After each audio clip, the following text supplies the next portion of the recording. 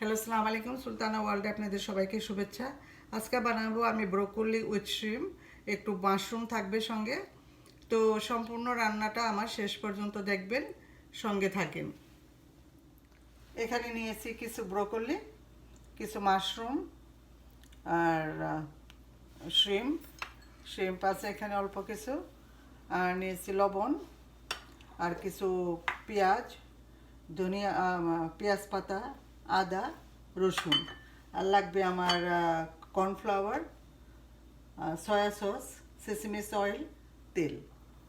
প্রথমে আমি একটা সস বানাবো এটার জন্য। তো আমি এখানে 2 চামচ কর্নফ্লাওয়ার নিয়ে নিয়েছি, আর একটু নিলাম ব্ল্যাক পেপার, আর অল্প পরিমাণে লবণ নিব, যেহেতু লবণ আমার সয়া সসে আছে। সয়া সস দিয়ে আমি এটা বানাবো, সসটা। বাস এটুক নিলেই হবে। এটা দিয়ে আমি প্রথমে সসটা বানিয়ে নিই। অল্প পানি লাগবে,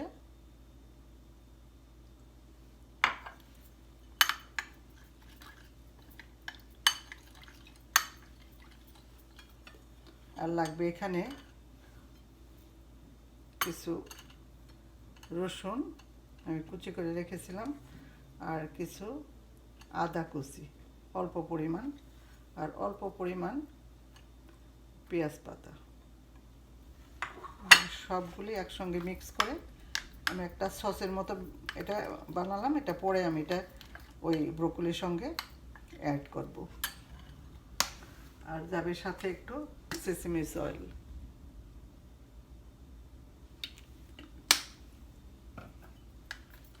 সসটা আমার রেডি। এখানে একটা হাঁড়িতে আমি গরম পানি দিছি, গরম পানি ফুটতে আছে। এখন এখানে আমি ব্রোকলিগুলি ঢেলে দিব। ব্রোকলিগুলি ঢেলে দিব। 3 মিনিট আমি এটাকে স্টিম করব। সঙ্গে আমি ওই মাশরুমগুলিও দিয়ে দিলাম।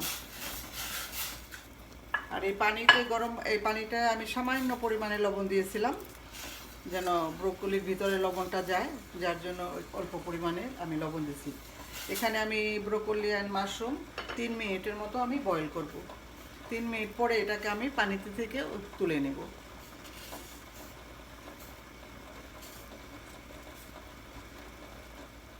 তিন মিনিট হয়ে গিয়েছে। এখন আমি চুলাটা বন্ধ করে দিব।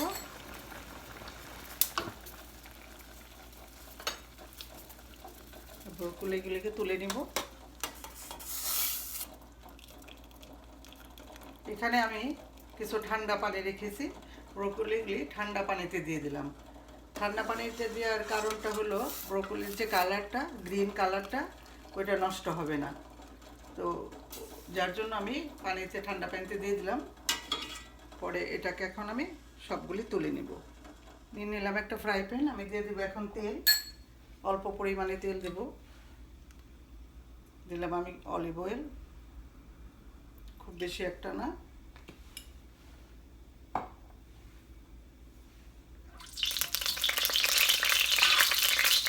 এখন দিয়ে দেবো চিংড়ি মাছগুলো।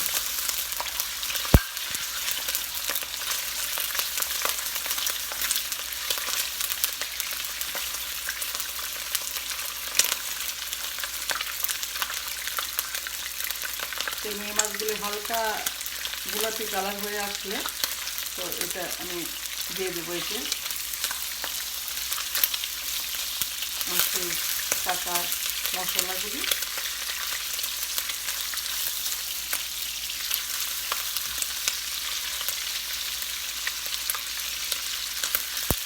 এ পর্যায়ে দিয়ে দেবো রসুন,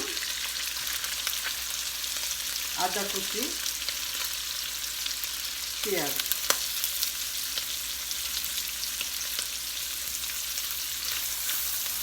আমি অবশ্য আমার স্টাইলে রান্না করতেছি। চাইনিজরা মনে হয় পেঁয়াজ দেয় না, আমি অল্প একটু পেঁয়াজ দিলাম। চুলার আঁচটা হাই থাকবে, মোটামুটি হাই থাকবে। হালকা পরিমাণে একটু ব্রাউন হইতে হবে, অল্প ব্রাউন। এখন দিয়ে দেবো ব্রোকলিগুলি।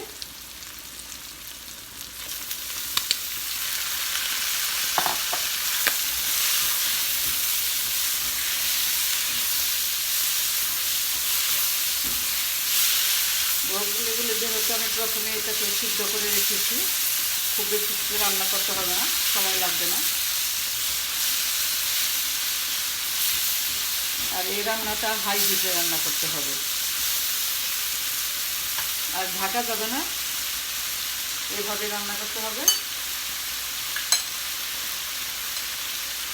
এখন দিয়ে দিব সেই আমার বানানোর সসটা।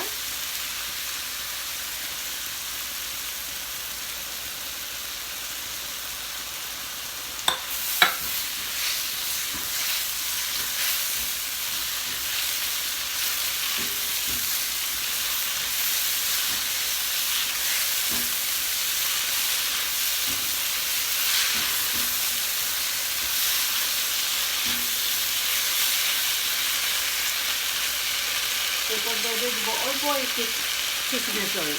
কিশমিশ অয়েল অলরেডি আমি সস বানানোর সময় দিচ্ছি, সামান্য পরিমাণ দিয়ে দিলাম একটু ফ্লেভারের জন্য।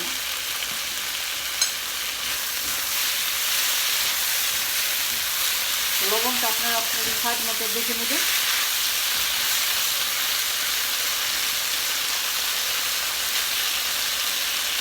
হয়ে গেল আমার ব্রোকলি অ্যান্ড শ্রিম্প সাথে মাশরুম। তো রেসিপিটা কেমন লাগলো, ভালো লাগলে লাইক দিবেন, কমেন্ট করবেন। আবার আসবো নতুন কোনো রেসিপি নিয়ে। সে পর্যন্ত ভালো থাকুন, সুস্থ থাকুন। আল্লাহ হাফেজ।